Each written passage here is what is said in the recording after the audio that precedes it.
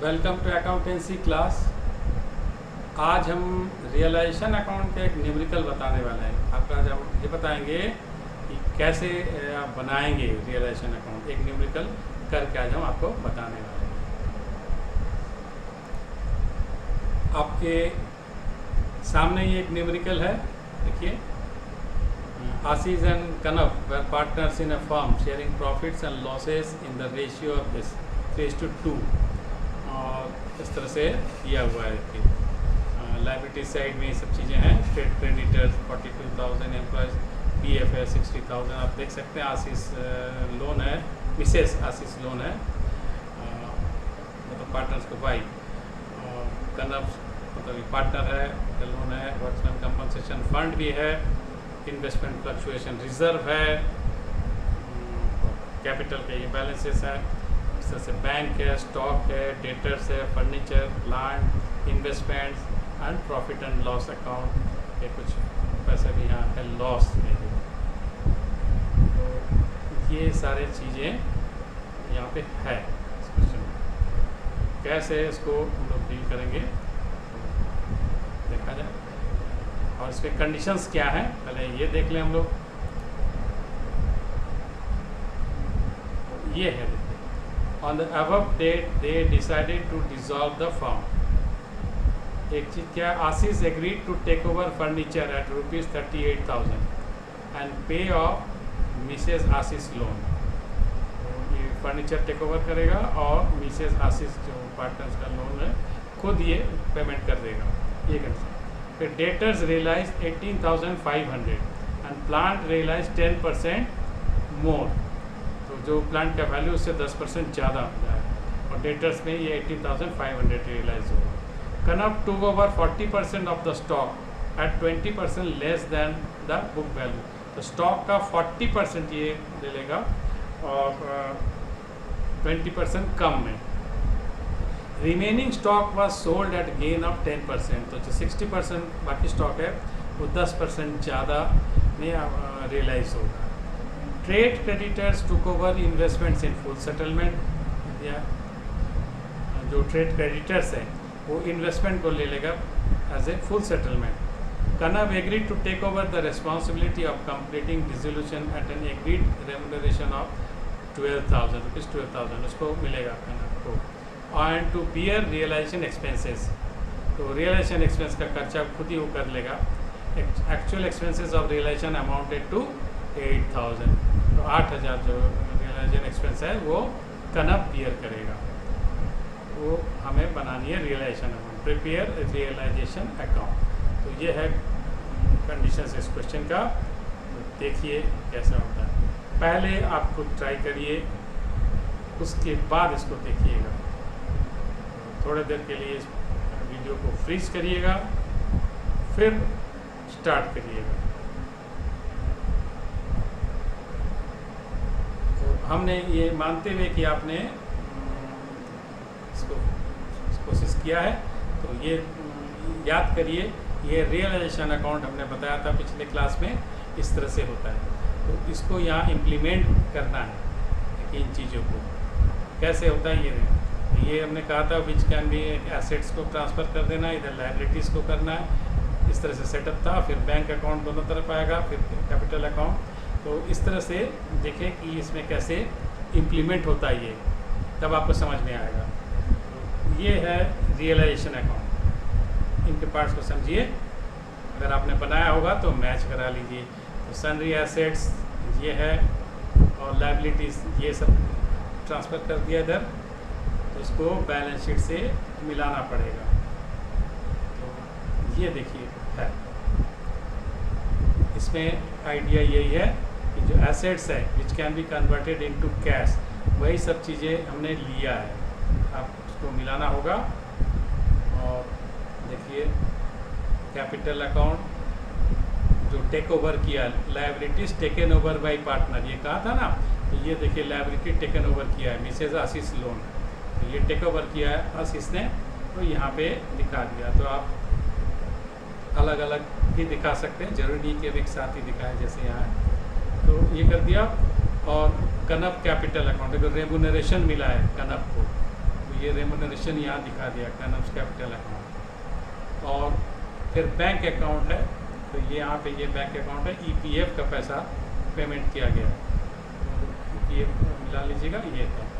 और उसके बाद हम लोग देखेंगे जो गेन आएगा, जो बैलेंस बचेगा गेन का ये होगा, तो इसको इस तरह से उनके प्रॉफिट शेयरिंग रेशियो में बांट दिया गया। तो इसी फॉर्मेट में देखिए हम लोगों ने इधर किया, इस तरह से ये साइड भी हम लोग देखते हैं। पहले तो ये फिगर मिला लीजिए। देखिए बैंक को नहीं लिया है, स्टॉक 24,000 यहाँ दिखा रहा है 24,000, डेटर्स 19,000, डेटर्स 19,000 ले लिया, फर्नीचर 40,000 यहाँ पे ले लिया 40,000, प्लांट 2,10,000 ये ले लिया, इन्वेस्टमेंट 32,000 ये आ गया। तो इस तरह से ये सारा चीज़ें जो रियलाइजेबल है एसेट्स उनको हमने यहाँ पे ले लिया है।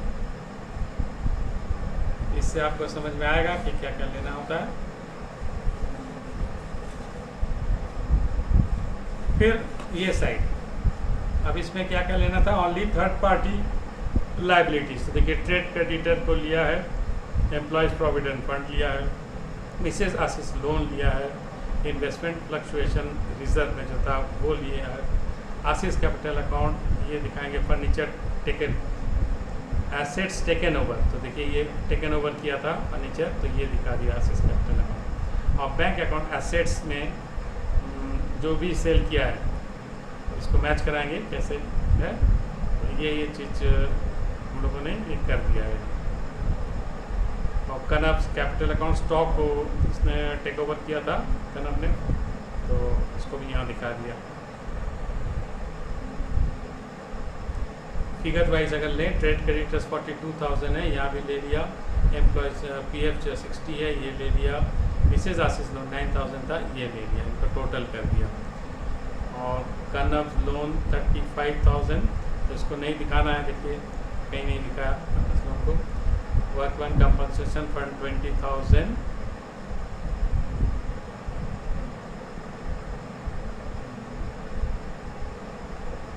इन्वेस्टमेंट फ्लक्चुएशन फंड 4,000 ये लिया है।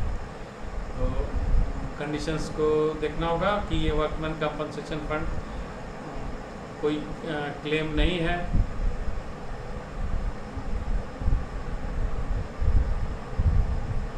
इसको नहीं दिखाया। और इस तरह से इनको हमने यहाँ ले लिया। इस तरह के ये जो फिगर्स हैं इनको हमने यहाँ पे ले लिया।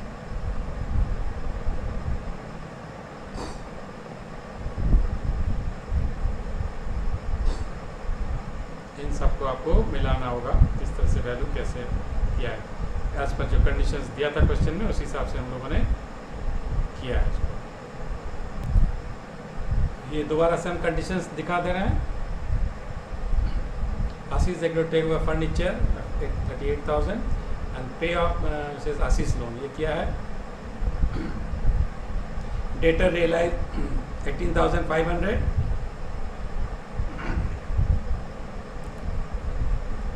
and plant realized 10% more.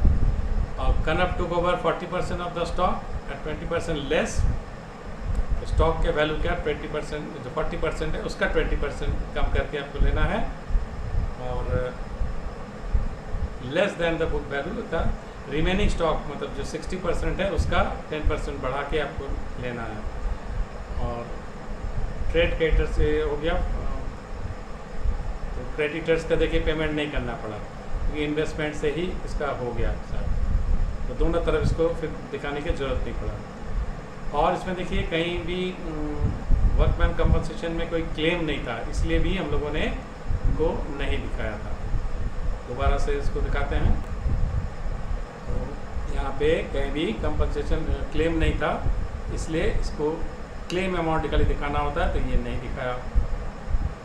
और सन्ड्री क्रेडिटर्स का भी पेमेंट यहाँ पे नहीं दिखाना पड़ रहा है, क्योंकि वो इन्वेस्टमेंट से सेटल हो गया, इसलिए नहीं दिखाया, नहीं तो दिखाना पड़ता है। इस तरह की चीज़ें हैं, तो अगर आपको मन में ये सवाल आ रहा है कि वर्कमैन कंपनसेशन का पैसा गया काम, तो वो कैपिटल अकाउंट में चला जाएगा, जैसे आप लोगों ने पहले किया है एडमिशन वगैरह रिटायरमेंट में। उसी तरह से जो अनक्लेम जो पैसा होगा WCR का, वो कैपिटल अकाउंट में चला जाएगा एज यूजुअल।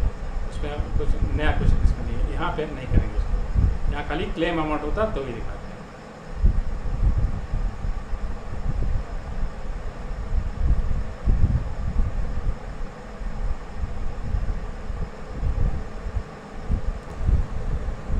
तो फ्रेंड्स, आशा है आपको ये क्वेश्चन समझ में आ गया होगा, और कोई भी डाउट है तो आप लोग रेस कर सकते हैं, पूछ सकते हैं हमसे। यहीं पे समाप्त करते हैं।